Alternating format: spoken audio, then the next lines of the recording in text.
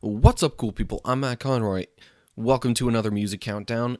This is the second part of a two-part video set, both published today. So if you're interested in the other video, which covers popular songs that can translate into kind of a Christian theme, please go and take a look at that. But this particular video is going to talk more about my personal favorite picks of Christian artists and musicians that I think can live up to, if not surpass, the standards of other more secular musicians within the same genres. Now, I will admit my knowledge of this is a little bit limited. Well, for one, I don't really listen to much radio anymore. I just kind of listen to my own music, but really just my particular tastes in music and all that kind of limit this as well. So first off, let me just make a brief note about country music, because you don't really hear about specifically Christian country musicians, and I think that comes down to a lot of just kind of implied thoughts that country musicians are Christian musicians. I think that has become less and less the case as years have gone by, especially recently. It seems like there are so many more songs out there in the country music world that are about just parties or alcohol or women or something along those lines, where it's gone so much more the way of the just general popular music industry. But I will point out a couple of musicians that are still definitely hanging in there in the country music world and putting Christian content out there. First off, my mom would kill me if I did not mention Garth Brooks. Seriously. Okay.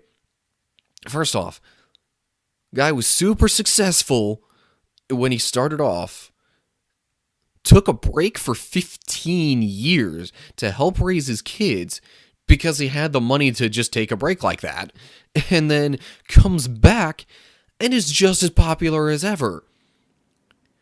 What other industry or even genre of music could a clearly Christian musician do something like that? It just doesn't happen anywhere else. But you've got him, and you've got Carrie Underwood sometimes, Kelly Clarkson occasionally, that will really get into some Christian themes. The biggest kind of recent example is how the song Something in the Water got really, really popular on the country music charts. And it's literally a song about baptism. Anyway, so just the ability of a song like that to climb up the charts, I think, shows that, you know, Christians are definitely still out there in country music, and fans of country music are still looking for that kind of stuff. But it's become less and less common, admittedly.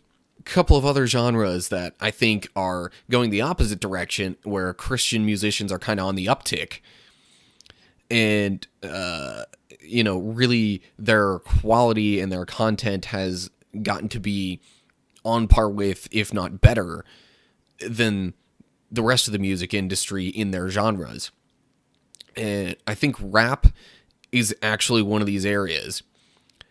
A lot of Christian rap early on was like super duper cheesy, and it just was not working for most people. But now you've got artists like Lecrae, you've got Toby Mac, you've got NF, and NF in particular, I would say, is kind of as close to a Christian Eminem as you could get.